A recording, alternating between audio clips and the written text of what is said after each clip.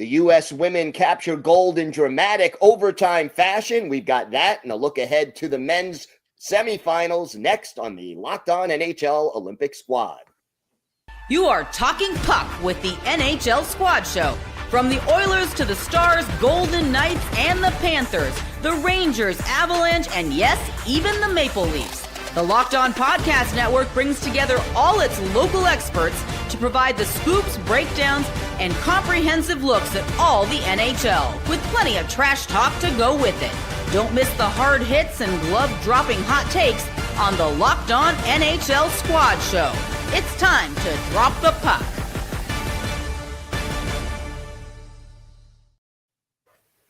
Welcome, everybody, to the Thursday edition of the Locked On NHL Olympic Squad Show. I want to thank everyone who makes the Squad Show their first listen every day.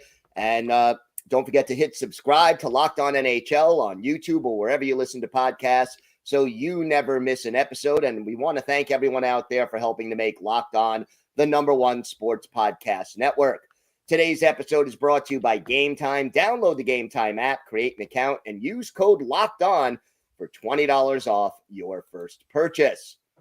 I'm Gil Martin from Locked On Islanders. We're here today with David Morassutti of Locked On Leafs, Kyle Carr of Locked On Anaheim Ducks, and of course, Glenn Dreyfus of Locked On Kraken. And gentlemen, we had a very exciting women's gold medal game earlier today. Team USA comes up with a big 2-1 overtime win. The game-winning goal, extremely highlight reel in nature. Glenn, let's start with you today. What was your biggest takeaway from this game? Well, I know the pre-recorded open said we're supposed to come with trash talk, but I can't do it because all respect to Canada. And I was prepared to say that because I thought they were going to win 1-0. This game was so different from the 5-0 rout that the USA put on Canada in the preliminary round. And the Canadians, proud effort, and did what almost no one had done in these Olympics, score against Team USA, shorthanded no less, and really bottled up the Americans. And at the watch party where I was at with several members of the Seattle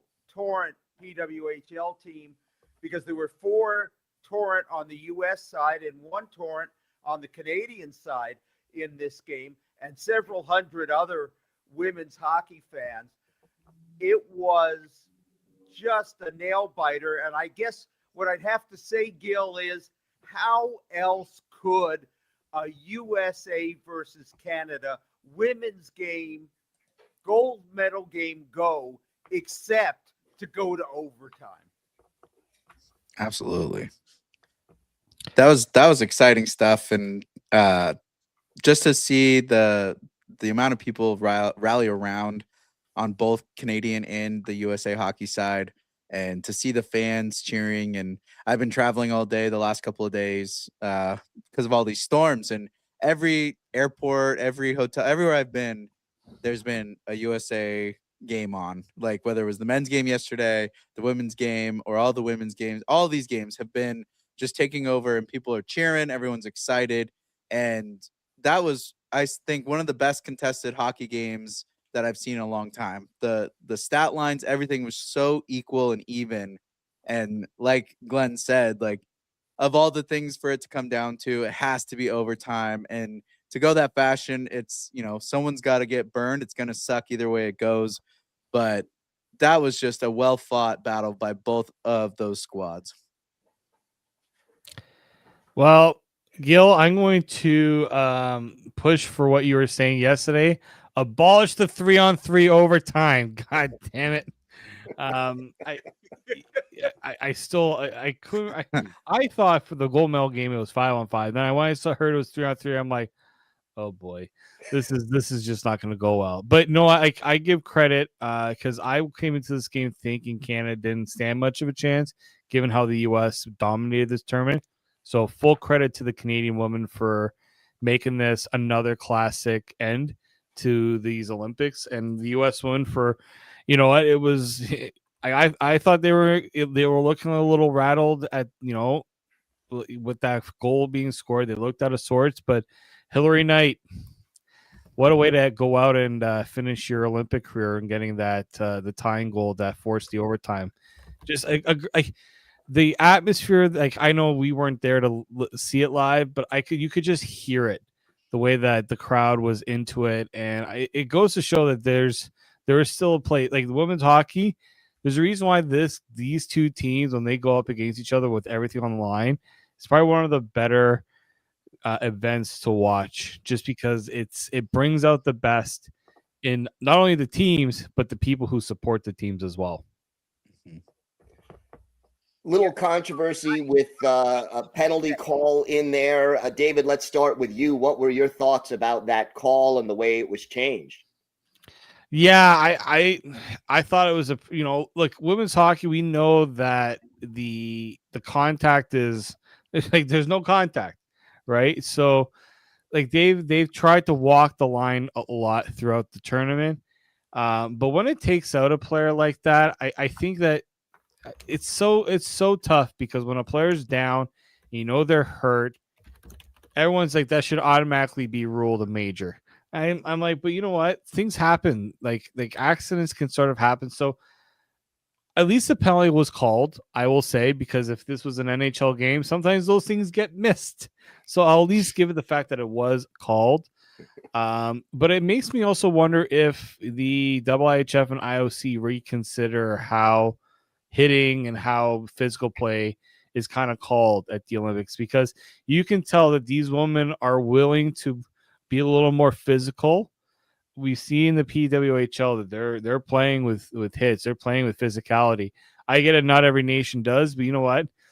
I think it might be time to open it up so that, yeah, if you're going to get called for a penalty for physical play, let it be for, you know, a legitimate, like this one. I think even with physical, if you're saying hitting was allowed, this play would have been called.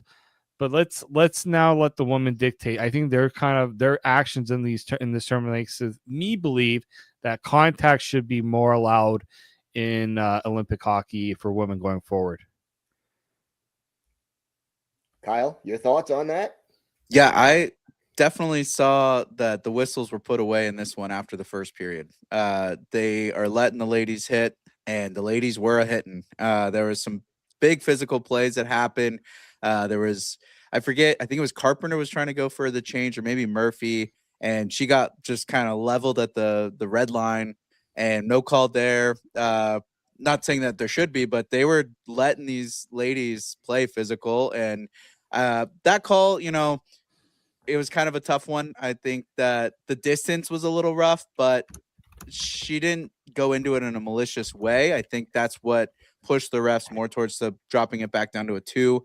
It was just she was in the play, and she did immediately go for the puck, and that's where they kept emphasizing that with IHF. It's as long as there's an attempt to play the puck, or your initial reason for the check is to get the puck, then it's usually they let it go. So I enjoyed it. I thought it was fast paced. It was physical, and you got a lot of, like, there was moments when it felt like a normal, like watching an NHL game, you know. And I'm sure all the fans out there watching the PWHL and women's college hockey are like, well, we've been saying that for years.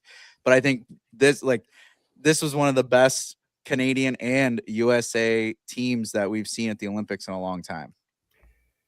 Glenn, do you think that more contact should be allowed in women's hockey in the Olympics in 4 years? The fans want it. The players want it. And these are not porcelain dolls. These are tough, strong, fast women. And they don't want to be protected in that way. We're not playing ringette here. This is hockey. The rules are different in the PWHL than the NHL in the sense that less contact is permitted away from the puck. But and that's fine. But the truth is that there's been hitting in women's hockey in the Olympics for a while now, and we've just pretended there wasn't. So it's time to say, yeah, okay, you women, you're fast, you're big, and it's time to acknowledge that women's hockey is a contact sport just like the men's game. What do you think, if in any way, do you think the rules should be different for women's Olympic hockey than, let's say, men's Olympic hockey? I don't know. Like, here's the thing. Like, I think the women want to be closer to the men in terms of how they want to play, right? Yeah. Like, I think it goes a long way to respect the game a bit more. To say, we think we think you should have more of the stuff, the rules that the men play with, right? I don't think I can understand the reasons why in the past it was that way, but I think now, with the way the game is being played in leagues, I think there's no reason why we should be putting any sort of restriction on the women and how they play. Because I could just tell that there's frustration because when you can't hit, you're going to do things differently to try to be physical. And to me, that can lead to more problems and more injuries because you're, using maybe your stick more and reaching in ways, right? You're hooking and you're holding. Well, I mean, those are penalties, but like you're trying to do those things that aren't as obvious. And that can lead to injuries too, because, you put your stick out there in a bad way, it can lead to something even worse happening, right? So I think if you're able to introduce it over the next 4 years, at the world championships and things like that, I say, why not? It's going to be interesting. Going to be interesting to see how the IIHF handles this, how women's hockey internationally handles this, and also I think how the PWHL handles this going forward. But I could say this much: one heck of a hockey game played this afternoon between Canada and the United States. We've got a lot more to get to here on the Squad Show. We'll talk a little bit more about this game. We'll also look ahead to the men's semifinals, which will be played tomorrow. All that and more next on the Locked On NHL Olympic Squad Show.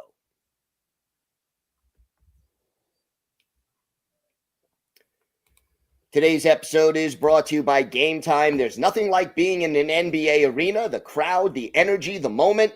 Getting tickets, though, that hasn't always been so simple. That's why Game Time has become the go-to app for scoring tickets fast without the hassle. It puts the advantage back where it belongs, with the fans. I love that you have all-in pricing. You see the price up front, no surprise fees at checkout, and zone deals stand out. You choose the section, Game Time picks the seats, and you save. And one of my favorite features is the view from your seat. You get a panoramic view before you purchase the tickets, so you know what to expect when you arrive at the arena. So take the guesswork out of buying NBA tickets with Game Time. Download the Game Time app, create an account, and use code LOCKEDON for $20 off your first purchase. That's code LOCKEDON for $20 off. Download the Game Time app today. And remember, it's gametime.co, not .com.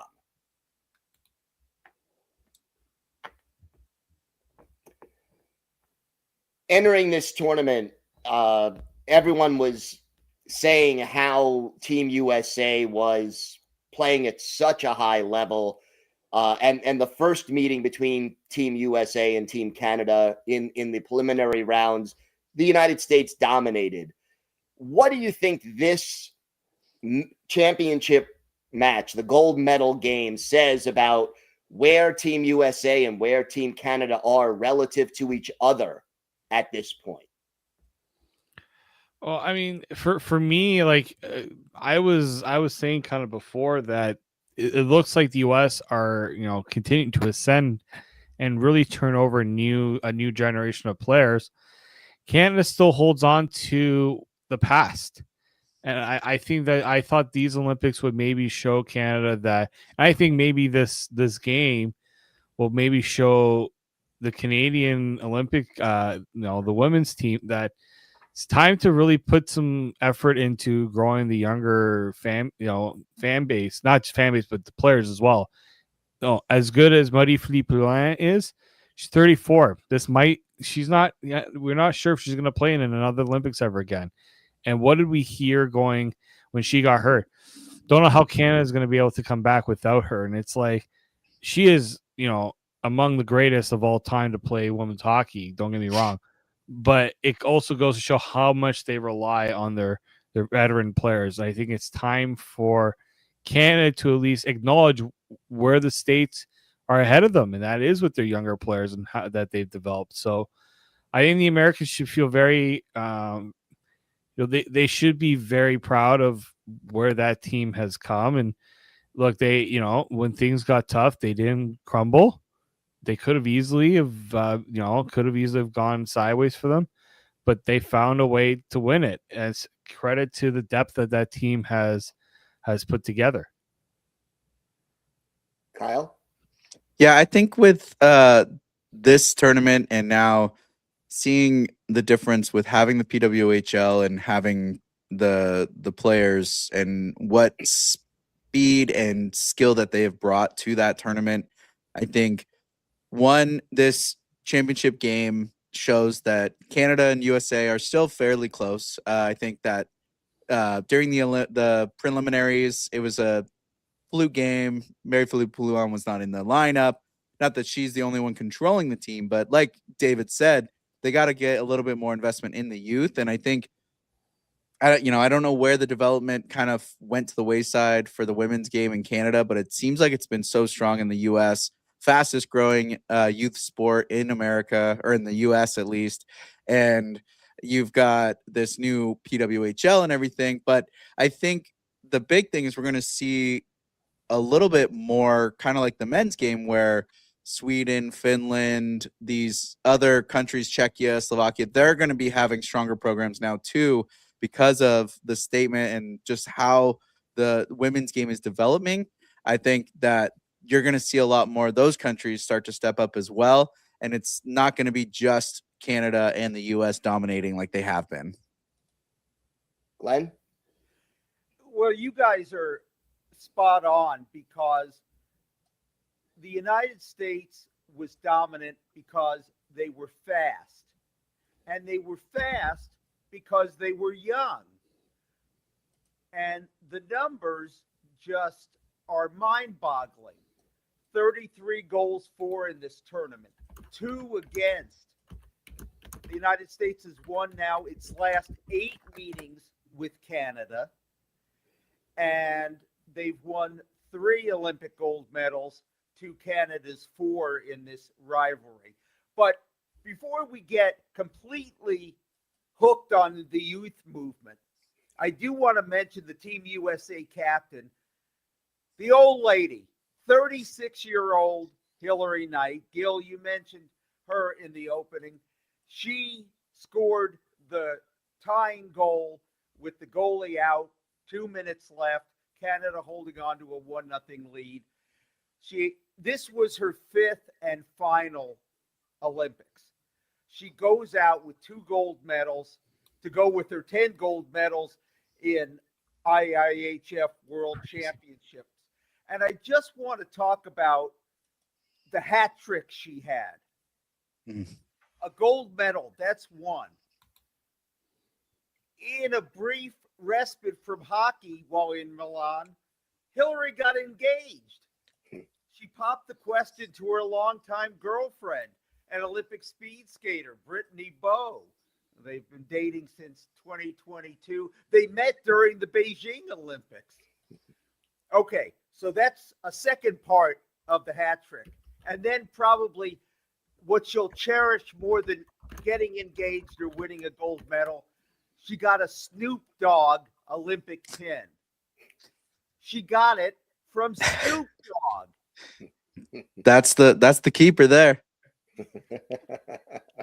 She was on her socials.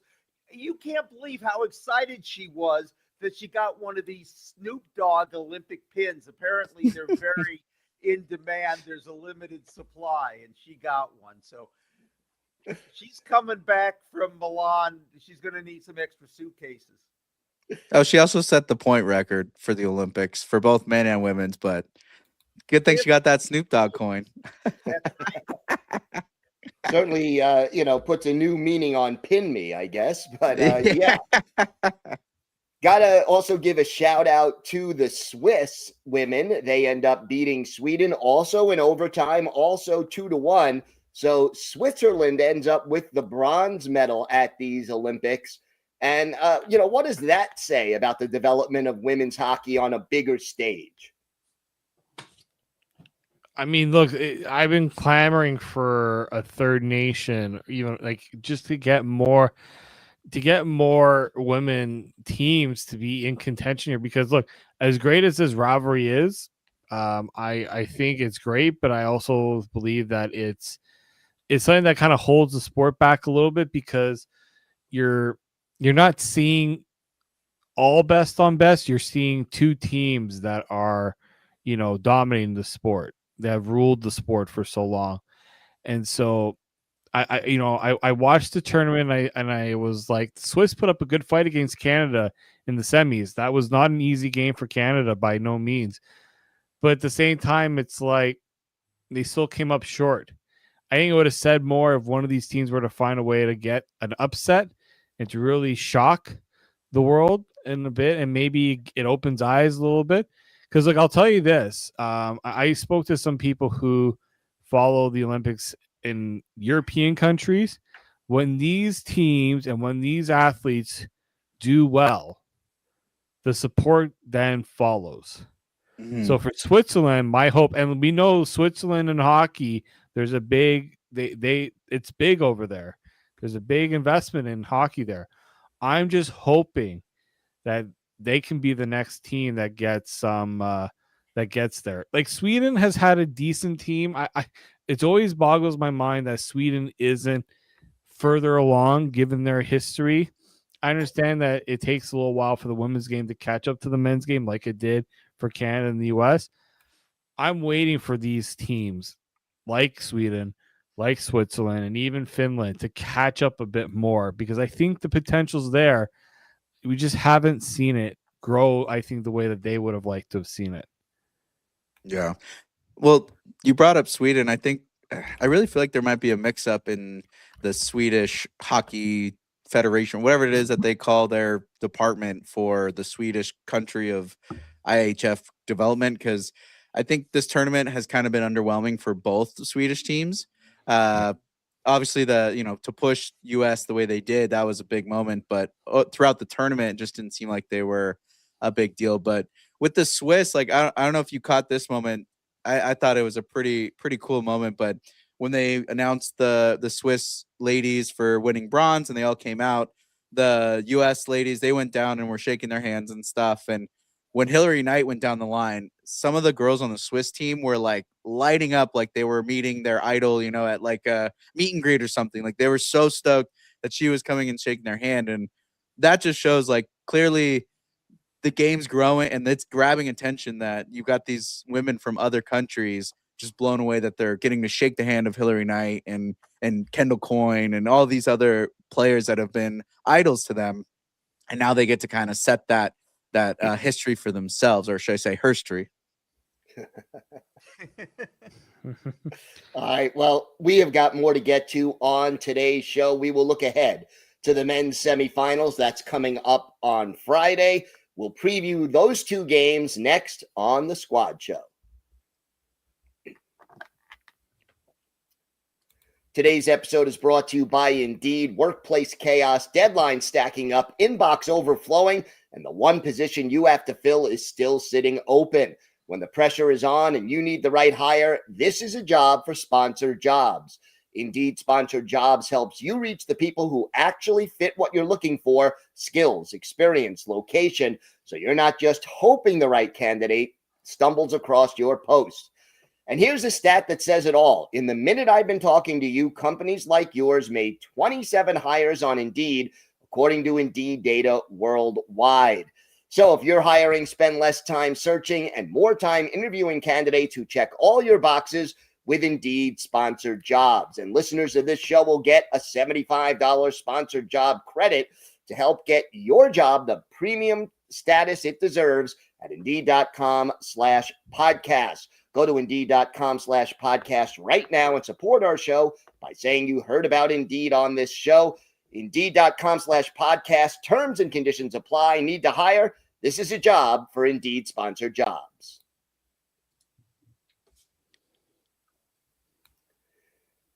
All right, guys. The men's semifinals will be on Friday. We have Canada versus Finland and the United States versus Slovakia. Let's start with Canada first. What kind of a challenge does Team Finland pose to Team Canada? And who are some of the players maybe that you'd be most worried about if you were coaching the Canadian team? Well, I mean, look, Finland, they got off to a bit of a slow start, but look at who's been shining for them in this tournament, right? Miro Heiskanen, he's really stepped up lately. You got so many good players. You got Anton Lundell, you got Sebastian Aho, you've got Mikko Rantanen. That's that. Like, I'll give Chicken credit. They put up a good fight against Canada, but Finland's got depth. They got talent on both sides. I think their blue line's better too. I think that's going to be a tough thing for Canada. Now, Canada has got a little more things to worry about with their own injuries and things like that. But yeah, Finland is not going to be. It's going to be a tough one. It's going to be a tough one. I know everyone's already looking ahead to the gold medal game. I think some Canadians have been a little bit too cocky and talking about how could Canada be playing a gold medal game at 8 a.m. I was like, let Canada get there first before that talk happens, because Finland is not going to be a pushover. No. Well, and you forgot to mention the captain, Mikael Granlund. He had so many opportunities in their qualifying game, just opening the slot. And I think you're seeing someone that's going to take credit and take responsibility. We've seen it all year out here in Anaheim. And I think he's someone that's going to kind of level head this team and has the ability to score. That's a lot of players that he's playing against in Canada that, he knows their game. He plays against them out here, or he's teammates with them, whatever it is. He's got that familiarity, and I think he's going to have the leadership to help carry this team. Canada, no slouch. I mean, and then you got the USA side as well. 3 crazy OT games for the quarterfinals, and I don't know. I got to go to the doctor with how much stress I've been going through this last couple of days with these games. I'm telling you, it's been very anxious city out here at the Olympics. Glenn, your thoughts on Slovakia and the U.S.? Well, I got a detour back to Canada just because both captains in this tournament got hurt. Poulin for the women, and I bet she wasn't at full strength in this game on the women's side. And Crosby, maybe it's not a serious injury, but not a good look. What if Canada is hobbled by, not that they're not a deep team on the men's side. As far as the game, USA against Slovakia, it's always tough going against the darling of the tournament. And the USA is going up against the darling of the tournament. There's one Cinderella among these 4 teams. It's the one that isn't quite as stacked with NHL stars like the other 3. But the Slovaks don't seem to care. Remember, they've already upset Finland. So they belong here. The USA should be favored. But, I haven't been overwhelmed by how Team USA is played. I haven't been overwhelmed by Jordan Binnington in net. And I won't say they're right for an upset, but it wouldn't shock me either. Going to be interesting, no doubt about that. Guys, I'm going to ask for your predictions. Who plays for the gold medal? Kyle, let's start with you. I don't want to say it because it's I want it to be what everyone wants it to be. I'll say that, but I'm very nervous because you have two teams that could easily with the quarterfinals against Sweden. You see USA down. You're thinking they're not going to be able to come back, and then they had to squeeze out of one. Canada was back and forth with Czechia. They look like they're not about to advance. It was just such a stressful tournament, and you just realize how one game elimination is so much different than a 7-game series. And of course, I want the two teams that I think everyone thinks going to be there, but Slovakia has me nervous, and Finland could pull something. So it's really up for grabs. David? I'm going to stick to what I said well before. I think it's still going to be Canada and the U.S. I know the road doesn't get easier, but you go and you tell some of these players, that there's no that it's going to be hard. They said, we'll welcome it, right? Mm-hmm. They're not shying away from the tough challenge. So I'm still sticking with Canada, U.S. Gold medal game. Glenn? Canada and U.S. were 1 goal away each from not even making the semifinals. So just to be a contrarian, Canada has the best roster, and I don't think anyone would argue with that. And so just to be a contrarian, I'll go Slovakia and Finland, with the Finns taking home the gold. And if I'm right, then I want this recording preserved. And if I'm not, I will deny I ever said it. Are you traveling to FanDuel Finland right Glenn? now? Throw that FanDuel bet right now. Yeah, lock it. Okay, so about this FanDuel stuff, there's a league that Gil mentioned, the NBA. I'm not really familiar. What is that organization? Never heard of it. Yeah, well, okay. Bunch of scrubs. Bold hot take there from Glenn. So we'll see how this all works out. If you never miss an episode of your favorite team's podcast on Locked On, well, the Everydayer Club is built for you. Get your favorite team's podcast ad-free, plus you'll get access to the members-only Discord server and a whole lot more. So check out the link in the show notes, or go to lockedonpodcast.com/everydayer for more information. We will be back tomorrow for another episode of The Squad Show, talking about what happened in the semifinals of the men's competition and looking forward to the gold and bronze medal games. I'm Gil Martin from Locked On Islanders on behalf of Kyle Carr of Locked On Anaheim Ducks, Glenn Dreyfus of Locked On Kraken, and of course, David Morassutti of Locked On Leafs. Thank you so much for watching and listening. Have a great day, everyone, and we'll see you tomorrow.